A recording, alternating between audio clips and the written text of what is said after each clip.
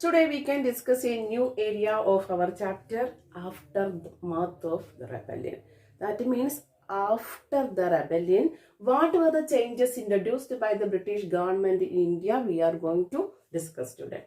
In the previous session we discussed the rebellion spread and the company fights back.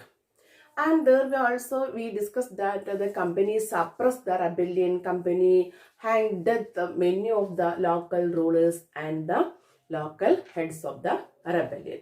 And next week we are going to discuss aftermath. What happened after the rebellion? What were the changes introduced by the British government in India? You know that by the end of the 1859, the company suppressed the rebellion. 1857 a rebellion, the company suppressed the revolt, and but the company was not ready to follow the same policies that they introduced in India before the rebellion.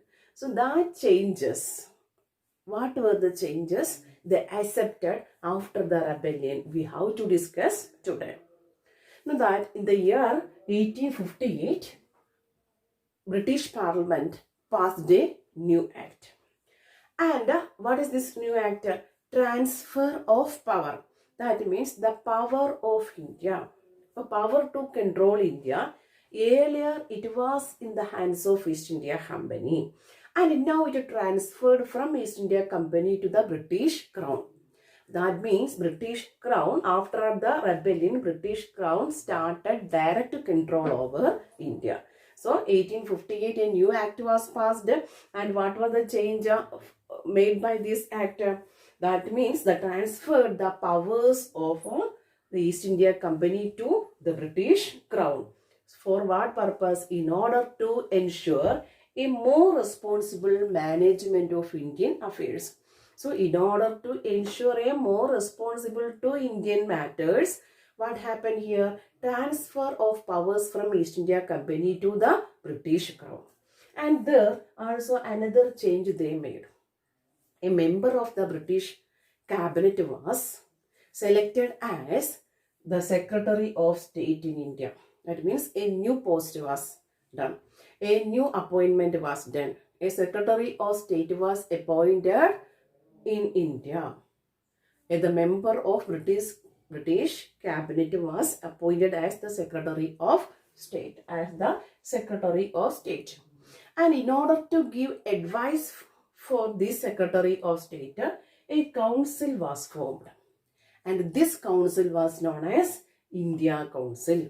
So, to give advice to the Secretary of State, they formed a council. And this council was known as India Council. Then next, they introduced another changes that. The next change is that the British Governor General, he was given a title known as Viceroy. So the British Governor General given a new title known as Viceroy.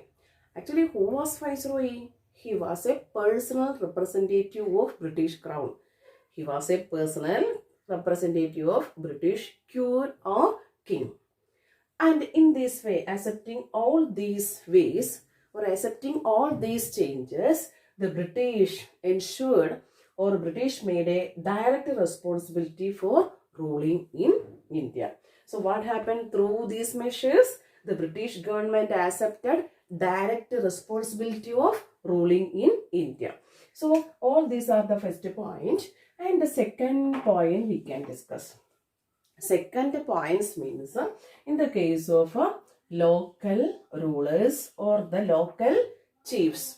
So here what happened earlier, local rulers, local chiefs, all the people, because of their grievances, they suffered during the British rule. They stood against the British. So the British government want to pacify these local rulers. So they introduced another method here, that all the ruling chiefs of the country, they were assured that their territory would never annex to the British.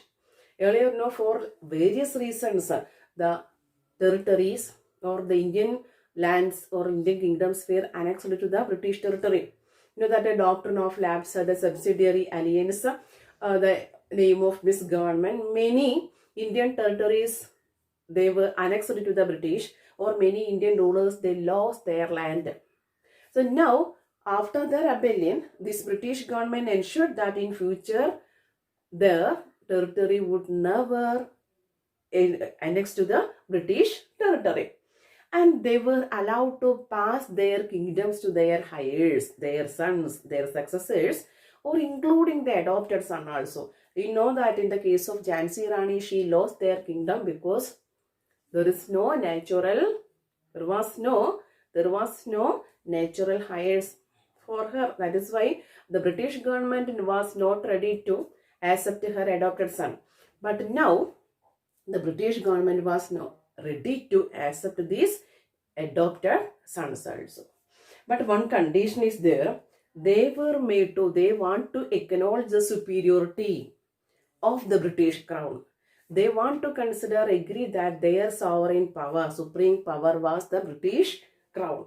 And or because of these policies, the rulers of India were considered as the subordinate of the British crown.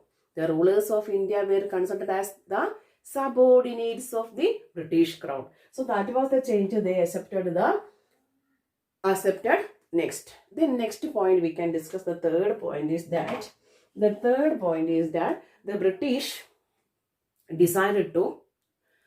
British government decided that the proportion of Indian soldiers in the army would be reduced, and they decided to increase the European soldiers in the British Indian army. So you know that the rebellion was first started from the Meerut army camp, and it first took place from the army camp. The soldiers, they revolted against the British. Indian soldiers, they revolted against the British. So to prevent this type of reaction in future, they reduced the number of Indian soldiers and they increased the number of European soldiers. Then another decision was that they were not ready to recruit the army or soldiers from where? From Awadh, from Bihar, from Central India and South India. More than that, they recruited more Indian soldiers from which group? Sikhs, Gurkhas and Pathans. So what's the third point here we discussed? Number of Indian soldiers reduced and the number of European soldiers increased. Then what is the next point? The fourth is in the case of third point in the case of soldiers, and the fourth point, you know that the property of the Muslims confiscated. Then what happened now? They thought that they considered Muslims as their enemies, and Muslims give more leadership for the rebellion. That is why what they do? They confiscated the property of Muslims in a large scale, and they were treated as suspicion and treated with the suspicion and also hostility. Hostility means here enmity, and they saw in a suspicious way, means in a doubtful way, they looked the Muslims, and also they were treated with the suspicion and also hostility. And the British believed that they were responsible for the rebellion in a big way. The Muslims were responsible for the rebellion in a big way. That is why their property confiscated after the rebellion. Then what was the next point is that, the fifth point is that they agreed, British ready to respect the Indian traditional religious practices. The British was ready to respect the Indian customary traditional religious practices. Why they accepted such a type of law, such a type of a move? The thing is that earlier, the British, they stopped the Sati system, and also next, that they introduced English education here, and many of the British reforms in India wounded the social beliefs of Indians, the beliefs of the Indians. So what happened now? In order to prevent a future revolution in India against the British, they also started respecting the Indian religious, social customs, traditions, and the practices. The next one is that the last one, the sixth one. The sixth one is that they also started or they followed the policies to protect the Indian landlords and the zamindars. So the policy is to protect landlords.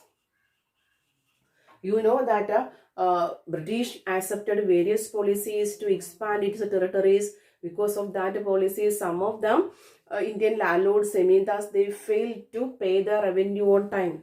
And what happened? They lost their land. And these landlords and zamindars also stood against the British. So in order to prevent their enmity in future, the British government introduced new policies, and that policies were made to protect landlords and zamindars and given them security rights over their lands. So what happened? These policies given them security right over their lands. So in this way, the British government accepted some measures to prevent the future rebellion in India against the British. So thus a new phase of history began after 1857.